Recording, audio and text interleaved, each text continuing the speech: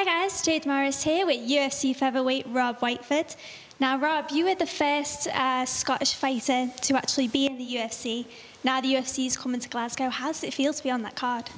Amazing, obviously. It was amazing when I was first signed, and it's going to be an even more amazing night on July 18th in the Hydro in Glasgow. It's going to be brilliant. Have you got a lot of fans coming?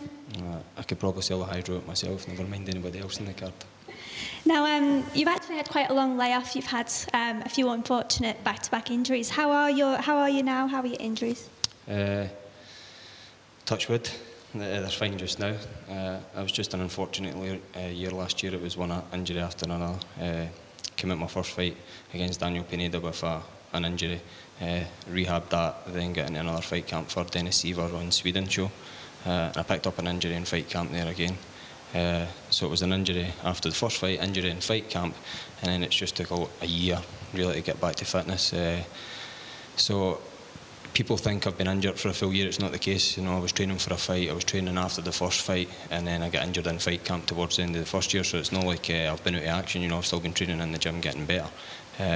I'm actually a better fighter now than I would have been if I'd fought Dennis Seaver last time. So to me, it's just a blessing in disguise. I'm going to be even better on July 18th. And you said as well, obviously, you were getting quite a lot of fights on short notice. And you said that after your UFC debut, you wanted a full fight camp. Now, you actually train at you have two different fight camps. How long do you spend in between each one? During downtime, I spend as much time as I can in Glasgow. That's my home gym. And then coming up for my fights, I tend to go to America maybe for 8 to 10 weeks just to get ready for the fight. There's nothing you can compare with the gym in America as to back home in Glasgow. Everybody in America is full-time athletes. You're on the mat maybe with 30 to 40 guys, all at the same level, you know, pushing you day in, day out. Same with the coaches as well, it's their full-time job. So I feel as an athlete, to get the best out of me and the best out of the environment is better for me on the fight, coming up leading it, to be in America. But apart from that, I spend as much time as I can back home in Glasgow. Now, you're fighting Irishman Paul Redmond. What do you know about him so far? If you've got a certain game plan going in? I tend really never to try and follow a game plan. You know, if it's up to me, I go and just fight my fight. It's usually the coaches that try and enforce it on me and try and get me to fight the smart fight. A few years back, when I used to fight in the local circuit, I used to just didn't know them and go on and end up in a crazy fight, you know. And that's what kind of got me recognised for my style. But nowadays, the higher the level you go and the higher the competition, it really comes down to being smart and how you fight and implementing what you're good at and what they're not so good at and try and beat them at their own game kind of thing. So if it's up to me, there'll be no game plan. I'll go in there and I'll just throw down and go nuts in front of 11,000 Scottish supporters. I've watched a few bits of these fights. I tend really not to watch my guys. But again, as you up the level, your coaches are up more on top of you. They'll sit me down in America and we'll watch what he's good at and what he's not too good at.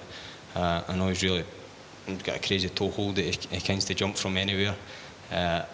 I can assure you that's not going to finish me. You know, I had a guy on an ankle lock and a heel hook in my first fight and I didn't tap it. You know, he destroyed my knee. So if it takes him to destroy my foot, I'll take that as long as I get the win, you know.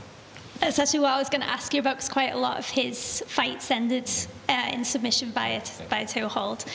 So that will be one of the game plans, just to make sure that I'm already working on that. You know, it's not like I'm going to be ignorant to the fact that he's going to dive in that. I've been working on that maybe for 6 weeks already just now. So come closer to the fight time, I'll have more experience of guys jumping on my toes and my feet and my ankles and everything. So it won't be as much surprise to me as it has been to other fighters he's fought. So I'll be more than well prepared for it. So do you think you match up very well with him stylistically? Because obviously you have been waiting to get on this UFC Glasgow card. You've been very vocal about wanting to get on it. Is this the sort of fight that you wanted to get for Glasgow? To me, it doesn't really matter what fight I get. You know, I'm going to go in there and do my thing. It's up to him to try and stop me. If it was up to me, I would have fought well before the Glasgow show, you know, and then had another fight in the Glasgow show. That would have given me 2 this year. It's just unfortunate that UFC had different plans and they wanted me to wait and not be injured for this show. But I'm sure come July 18th, Paul's going to bring his game and I'm going to bring my game and I'm going to come out on top. So that's the only thing I know is going to happen July 18th. And what are your predictions? Do you think we'll get a first round? I'm going for a first round KO. First round KO. And you're obviously part of American top team as well. Have you been watching The Ultimate Fighter with them against the Blackzilians? What do you think of the show? I was fortunate enough to be over an American top team when the show was running. So you'll see me, if you watch the show long enough, towards the end. I was there maybe for 3 weeks towards the end of the show, so if you keep your eyes open, you'll see me in there. So I got to experience it firsthand, the atmosphere, the rivalry, the good stuff, the bad stuff that was going on. I got to go on, I was lucky enough to see the Ultimate Fighter house as well. You know, it was a 27 million mansion over in Miami. Absolutely massive. The guy who owns our gym, Dan Lambert, it's actually one of his spare houses. It was just lying empty, and he just gave it to the UFC. He says, and there you go, have a shot at that. I think it had 27 bedrooms, 17 bathrooms, and they actually had to shut half the house off so that the two teams would collide.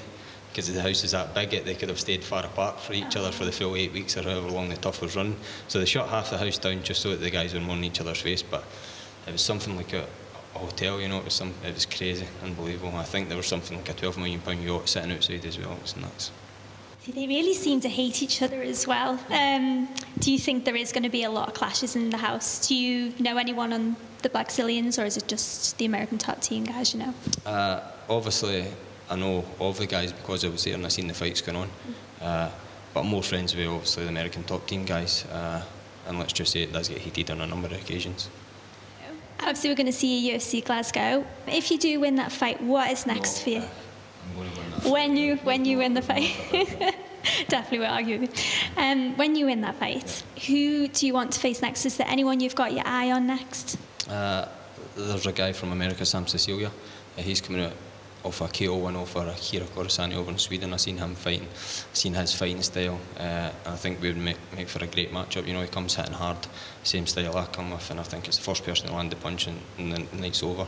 Again, it'll be me landing the first punch and the night will be over for him shortly. Well, we are certainly looking forward to your fight. Thank you so much for taking the time out, and we'll let you get back into fight camp. Thank you so much.